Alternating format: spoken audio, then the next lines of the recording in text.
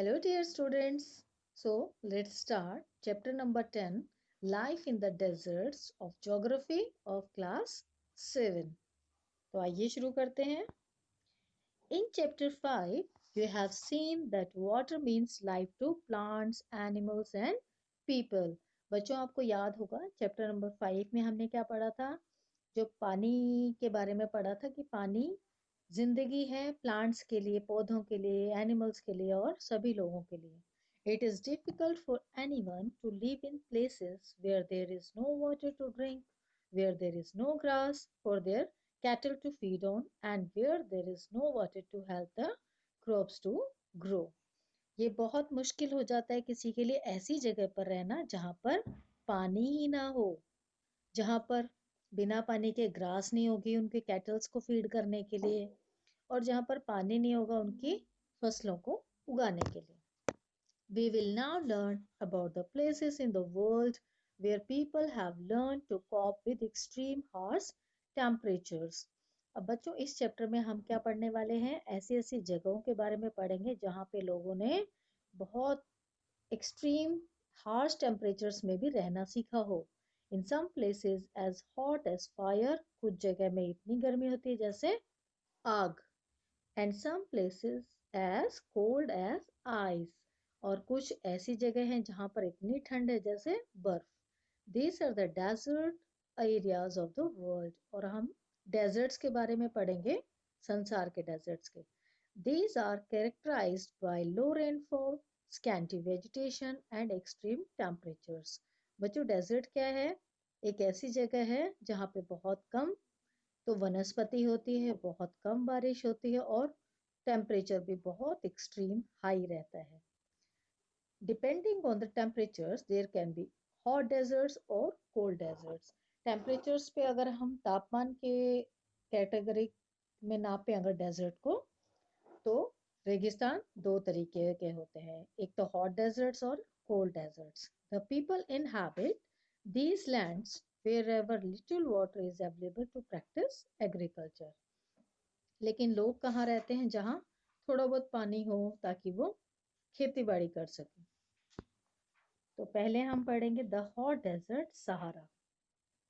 तो आइए Sahara desert के बारे में पढ़ते हैं.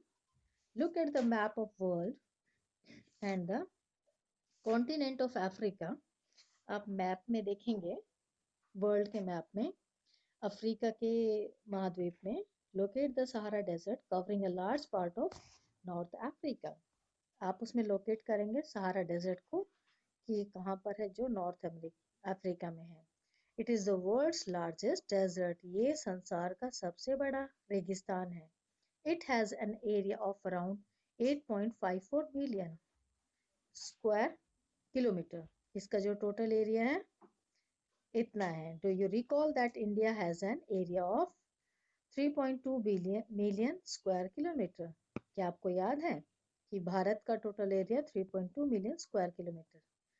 The Sahara desert touches 11 countries.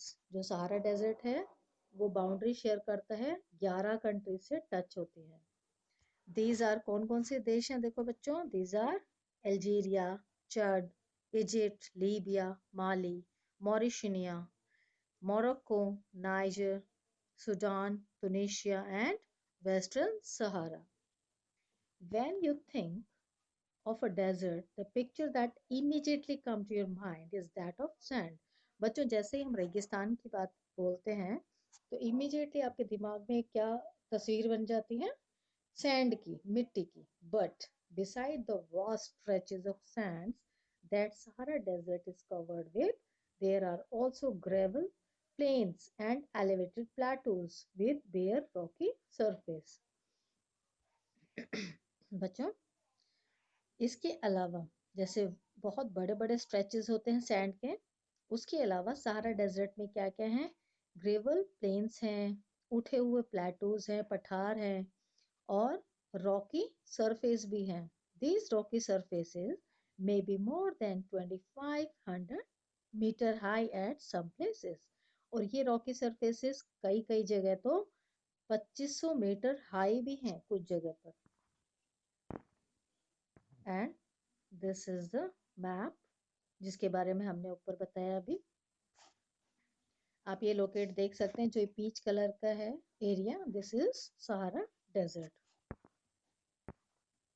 Now we will read about the climate in Sahara. The climate of the Sahara Desert is scorching hot and parched dry. जो यहाँ का जलवायु है सहारा डेजर्ट की, वो कैसी बहुत गर्म है, स्कॉर्चिंग हॉट जला देने वाली गर्मी है, एंड पार्च ड्राई और सूखी है। It has a short rainy season, और यहाँ का रेनी सीजन भी बहुत छोटा होता है।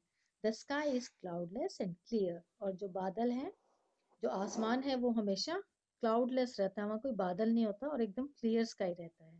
Here the moisture evaporates faster than it accumulates, और यहाँ का जो नमी है वो एकदम से इवेपोरेट हो जाती है, और इतनी देर में वो एक्मुलेट भी नहीं हो पाती, इकट्ठी भी नहीं हो पाती। डेज आर अनबिलीवेबल हॉट, दिन जो है इतने गर्म होते हैं बेहद। The temperatures during the day may soar as high as 50 degree Celsius, और दिन में तापमान कितना चला जाता है, 50 डिग्री सेल्सियस।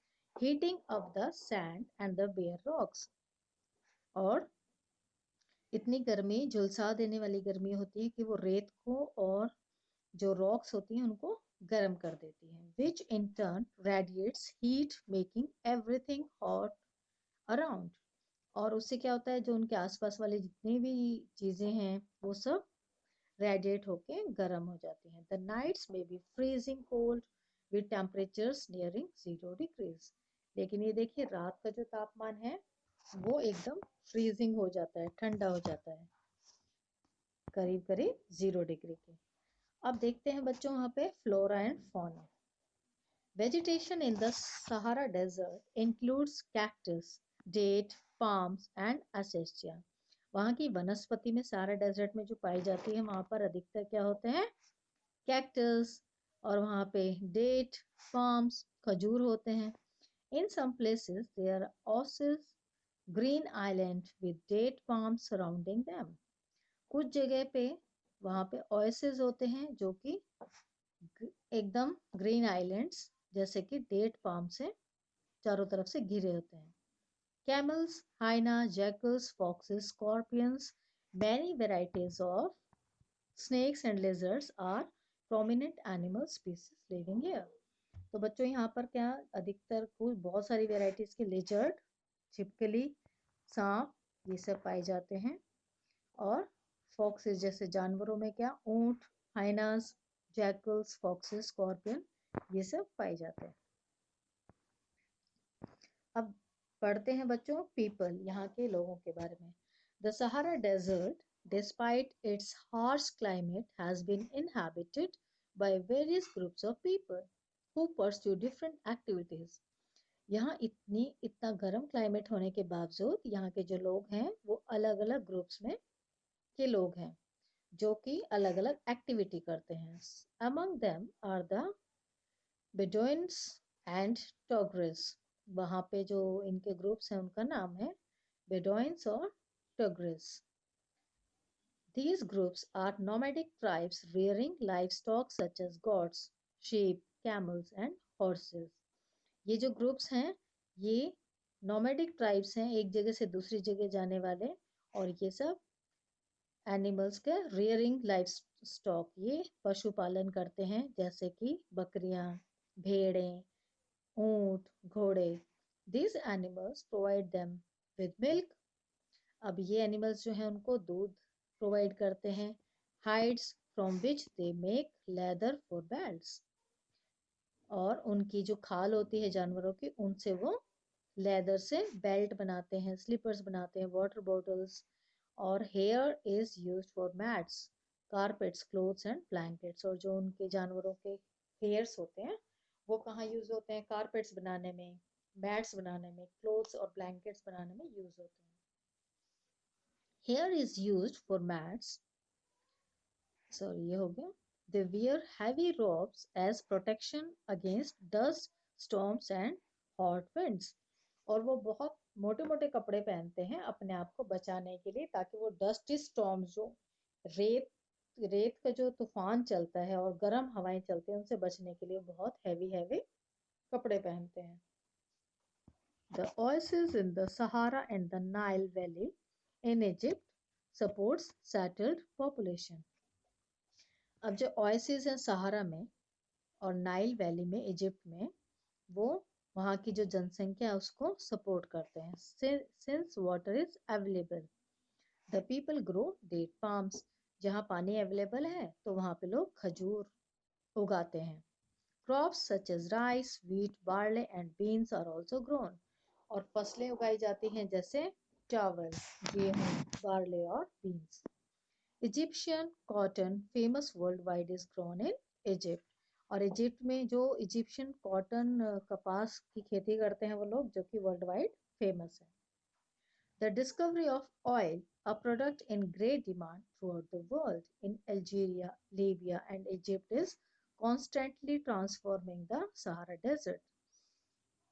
अब बच्चों, जो ऑयल है उसकी जो डिस्कवरी हुई है वो एक ऐसा प्रोडक्ट है, ऐसी चीज है जिसकी बहुत ज्यादा डिमांड है पूरे संसार में। अल्जीरिया, लीबिया और इजिप्ट जो है ये लगातार transforming Sahara desert. Other minerals of importance that are found in the area include iron, phosphorus, manganese and uranium.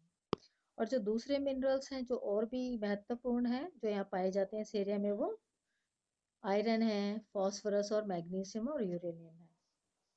The cultural landscape of the Sahara is undergoing change.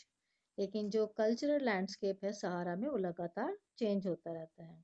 Gleaming glass caused office buildings tower over mosque and superhighways crisscross the ancient camel paths. जो चमकदार शीशा है वो उसके building office buildings बनती हैं, tower over मस्जिदों के ऊपर टावर्स हैं, सुपर हाईवेज हैं, क्रिस क्रॉस हैं जो कि एंशियंट कैमल पाथ को क्रिस क्रॉस करते हैं। Trucks are replacing camels in the salt trade. अब जो पहले के टाइम में तो कैमल्स होते थे जो सॉल्ट का ट्रेड करते थे, अब उनको रिप्लेस कर लिया है ट्रक्स ने। Tuaregs are seen acting as guides to foreign tourist. और जो ग्रुप है टॉरिक्स, उनको देखा जाता है अक्सर वो फॉरेन टूरिस्ट जो आते हैं उनको गाइड करते हैं। More and more nomadic herdsmen are taking to city life, finding jobs in oil and gas operations. अब बहुत सारे लोग जो हैं वो शहरों में नौकरी की तलाश में जाते हैं ऑयल और गैस के ऑपरेशंस में। अब बच्चों ये तो सब था हॉट डेजर्ट सहारा के बारे में। अब हम आगे पढ़ते हैं द कोल्ड डेजर्ट लद्दाख के बारे में। Ladakh is a cold desert lying in the Great Himalayas on the eastern side of Jammu and Kashmir. Ladakh जो है बच्चों वो एक कोल्ड डेजर्ट है और जो ग्रेट हिमालयाज में पूर्वी साइड पे है जम्मू कश्मीर के। The Karakoram Range in the north and the Janskar Mountains in the south enclose it. और लद्दाख के नॉर्थ साइड में क्या है, कराकोरम रेंज है और इसके साउथ में क्या है, Zanskar mountain. Several rivers flow through Ladakh. बहुत सारी नदियां इसमें बहती हैं लद्दाख में, जैसे Indus being the most important among them. और इनमें से सबसे महत्वपूर्ण कौन सी नदी है, Indus. The rivers form deep valleys and gorges. और जो rivers क्या बनाते हैं, गहरी खाइयां और gorges. Several glaciers are found in Ladakh. कुछ glaciers भी यहाँ पर लद्दाख में पाए जाते हैं। For example, the Gangri Glacier. उदाहरण के लिए गांगरी glacier. The altitude in Ladakh varies from about 3000 meter in Kargil to more than 8000 metre in the Karakoram. और जो बच्चों एल्टीट्यूड है इसकी जो ऊंचाई है लद्दाख की वो कई जगह अलग अलग है। जैसे कारगिल में देखते हैं तो 3000 मीटर की ऊंचाई है और कराकोरम में देखें तो 8000 मीटर है। Due to its high altitude the climate extremely cold and dry. इसकी बहुत ऊंचाई पे होने के कारण लद्दाख के यहाँ की जो जलवायु है बहुत अधिक ठंड और सूखा है। The air at this altitude is so thin that the heat of the sun can be felt intensely.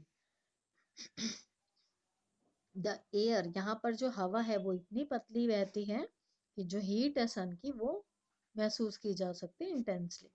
The day temperatures in summer are just above 0 degree and the night temperatures well below 30 degree Celsius.